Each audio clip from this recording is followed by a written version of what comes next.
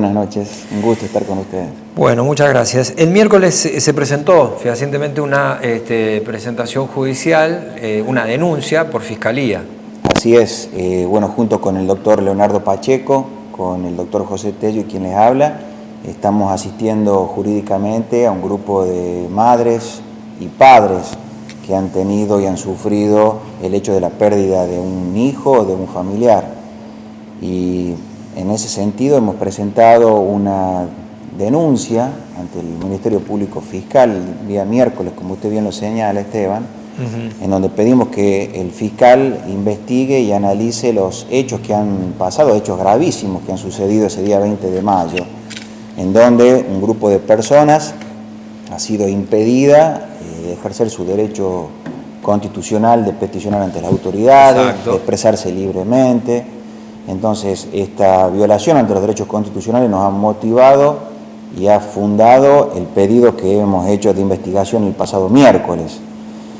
No sin antes recordarle a la audiencia cómo han sido medianamente los hechos, ¿no? Porque este grupo de personas que ya habían participado el año anterior, el año pasado para el aniversario de La Rioja, ellos ya habían participado como grupos de padres del dolor en el Día de La Rioja. Y ahora se había pautado, se había convenido con las autoridades que lo iban a hacer.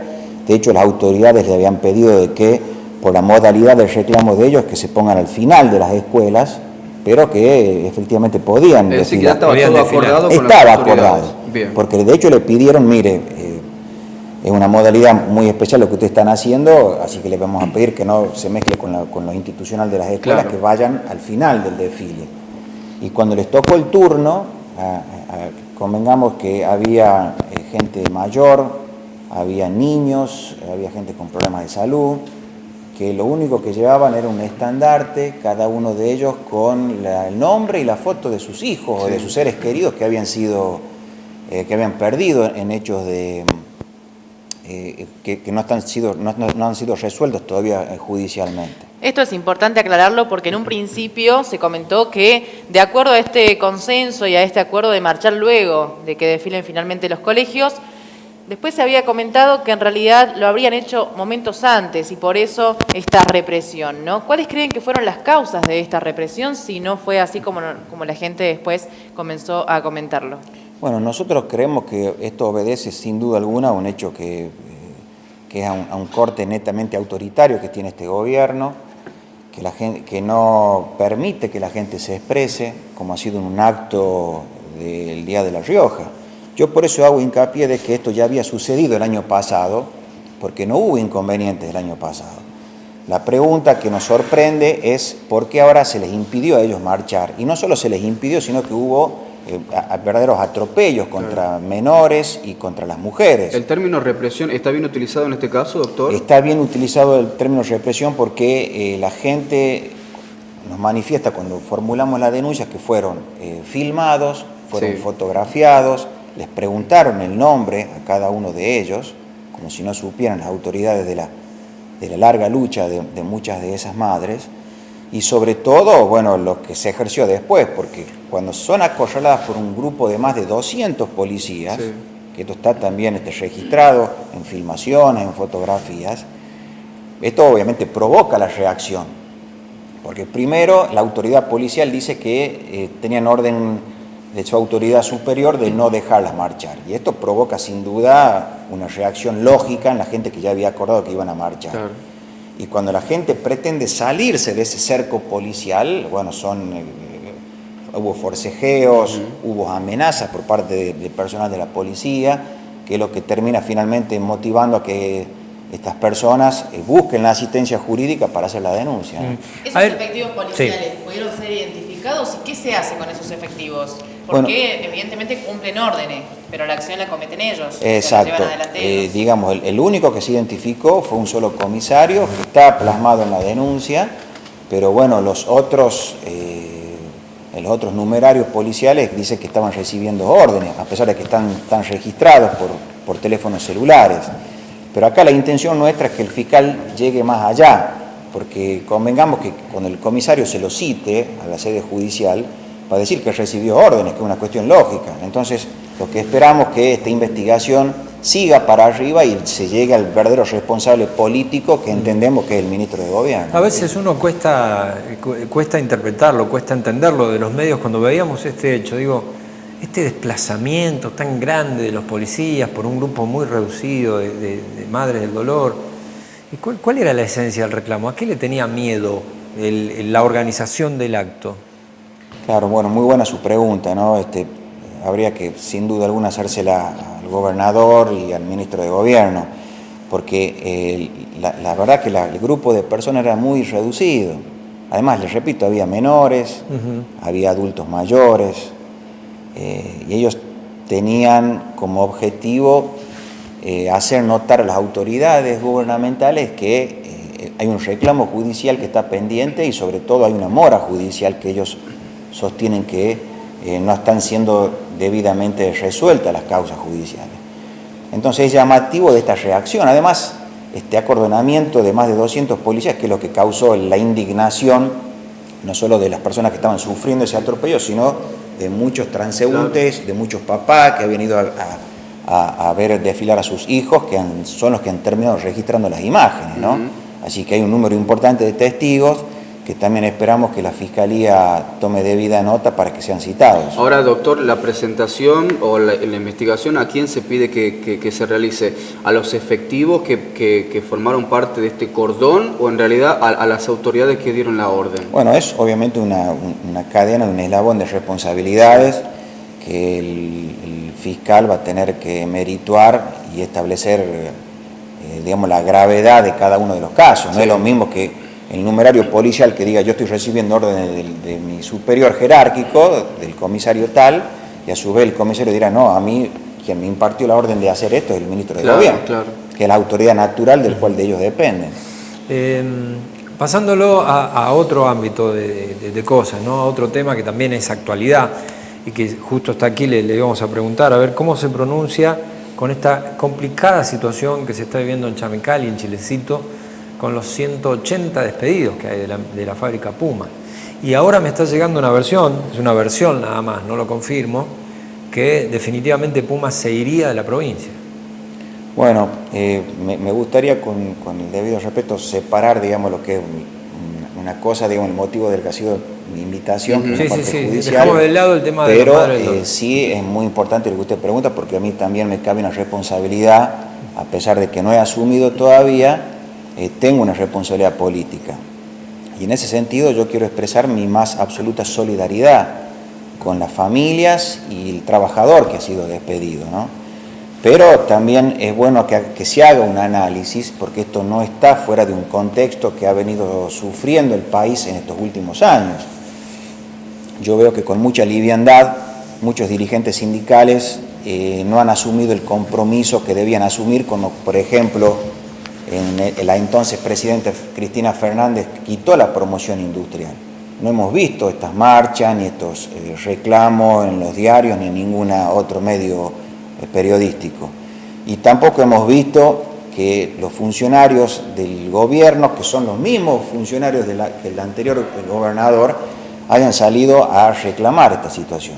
Es bueno que la gente sepa que en los últimos 8 años se han perdido 7.000 fuentes de trabajo en el parque industrial. Y nadie ha dicho nada. Pero no podemos seguir, como se dice vulgarmente, mirando para atrás. Acá hay una situación que preocupa, pero también es bueno que la gente sepa la verdad. Porque, por ejemplo, lo que está sucediendo en la fábrica Unisol, conocida como Puma, tiene que ver más allá de una situación de falta de consumo, de una cuestión tecnológica, porque nosotros, es bueno que también la gente sepa, estamos teniendo reuniones con las autoridades provinciales y con las autoridades empresariales para ponernos a disposición y ver de qué manera todos juntos podemos encontrar una solución a la gente que ha perdido su fuente laboral. Hecha esa aclaración, debemos decir de que los empresarios, los responsables empresarios, nos manifiestan de que todo obedece a una cuestión tecnológica.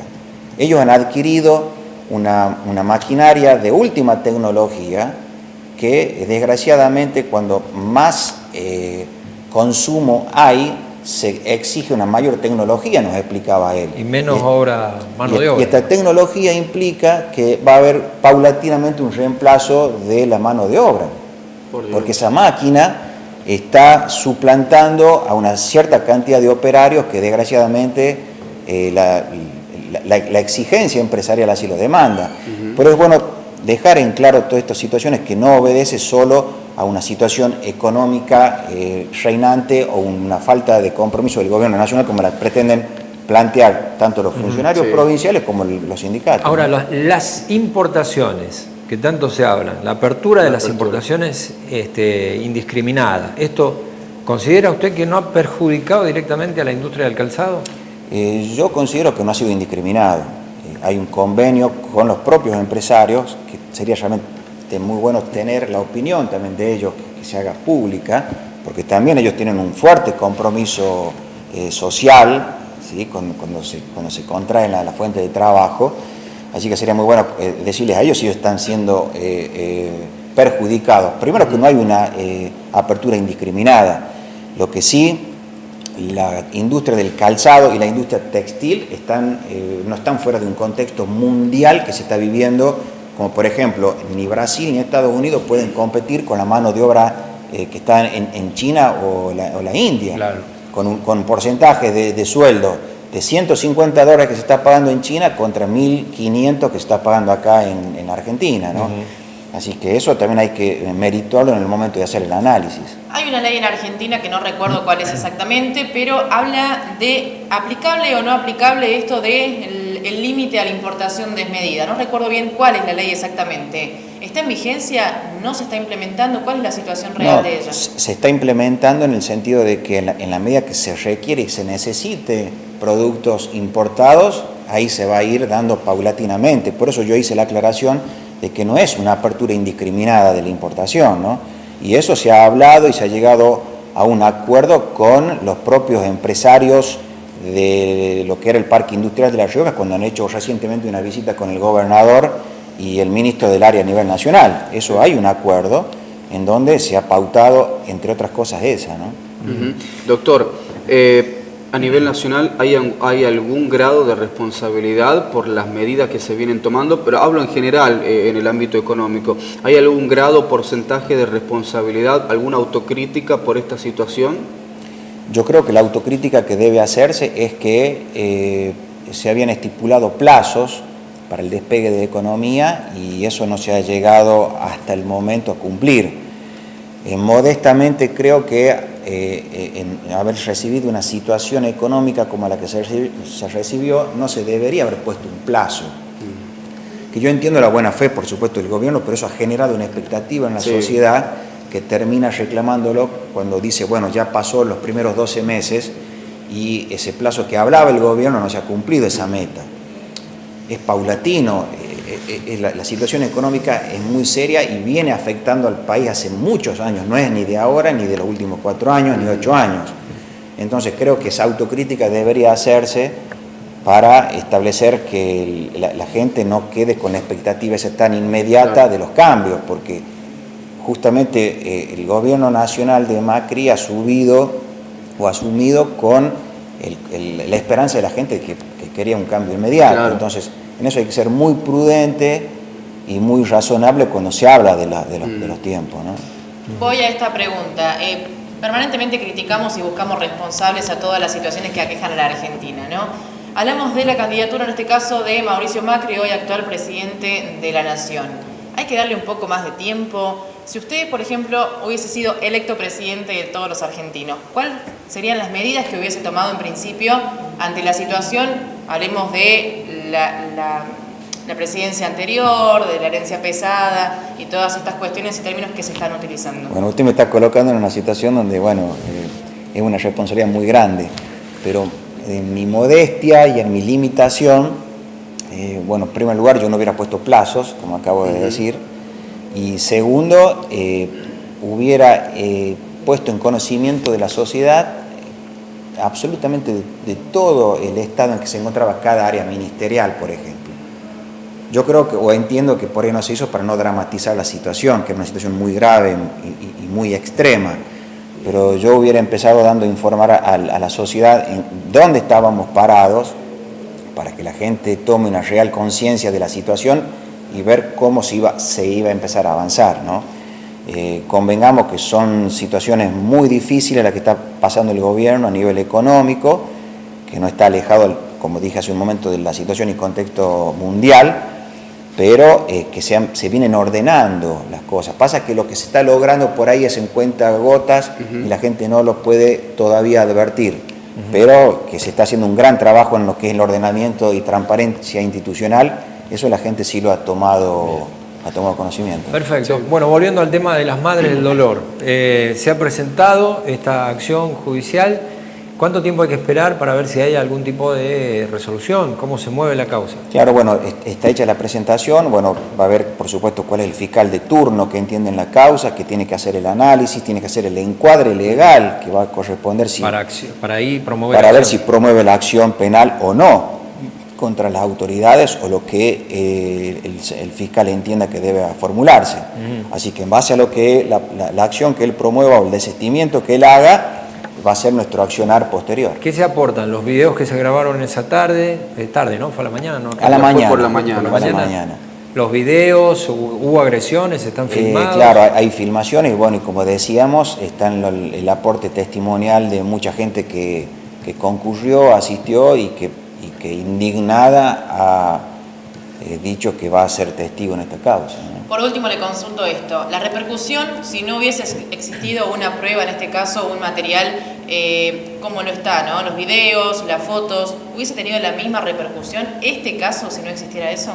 Yo creo que no. O sea, la gravedad, la magnitud del hecho está, ha sido gravísimo, pero sin duda no hubiera tenido el alcance que ha tenido y que va a tener si no hubiera habido estas registraciones con los teléfonos, que ha logrado una repercusión muy importante, ¿no? Bien, el último tema y lo liberamos. Cámara de Diputados, usted ya es diputado electo. ¿Asumen en diciembre? En diciembre asumimos, así es.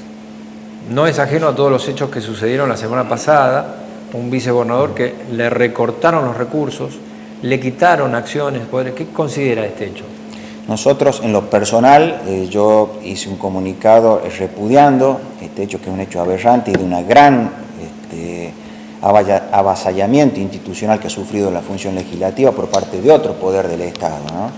Y también al partido que pertenezco, la Unión Cívica Radical, ha hecho un comunicado muy enfático en la defensa de las instituciones. No podemos dejar que se vulnere, como ha pasado, la división de poderes en nuestra provincia.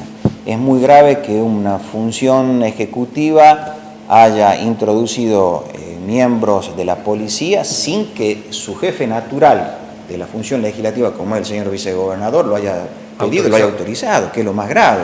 Más allá de la persona, lo que tenemos que defender y estar todos los riojanos muy atentos en lo que está pasando en la defensa de las instituciones. Parte de nuestra campaña había sido justamente la transparencia y la calidad institucional, pero realmente nosotros no podemos aceptar ni lo vamos a permitir que se siga violando principios constitucionales como es la división de los poderes, claro, en la Rioja, ¿no? Perfecto. Bueno, doctor, un solo mensaje nada más de la gente. Buenas noches, pregúntele al doctor Galván, ¿qué haría para que la justicia mejore, no solamente lo que hace a su funcionamiento, sino por los bajos salarios que se perciben? Y esto no es desconocido para él como abogado. Bueno, sí, ¿no? Así es. No solo, bueno, que yo he caminado los tribunales estos últimos años, que ha sido mi medio de vida, así que conozco perfectamente la situación del empleado que está detrás de la barandilla, como de los magistrados que nos han hecho llegar cuando hemos ido a visitarlos por esta última campaña electoral. Y nosotros decíamos que lo primero es el aumento del presupuesto. No puede ser que la justicia de La Rioja se maneje con un presupuesto que es bajísimo, paupérrimo, y que se ve reflejado en los salarios de los jueces y del empleado judicial. Lamentablemente debo comparar con otras provincias como Catamarca y San Juan, donde el salario de los funcionarios judiciales es el doble o a veces el triple de lo que está ganando en La Rioja. Terrible. ¿Y esto qué hace? Porque acá esto obedece a una cuestión que es de la autarquía que tiene que tener el Poder Judicial, la función judicial, para poder desarrollar y desenvolver su tarea sin estar dependiendo de la función ejecutiva. Y acá está la mano negra de la función ejecutiva que no deja con ese acto de falta de presupuesto de presionar a la justicia diciendo que ustedes están dependiendo de la función política, claro, que es lo más grave. Entonces nosotros en concreto vamos a presentar, cuando asumamos nuestra función como diputados, este proyecto para aumentar el presupuesto de la función judicial. Doctor, muchas gracias por haber venido. Muchas gracias a ustedes.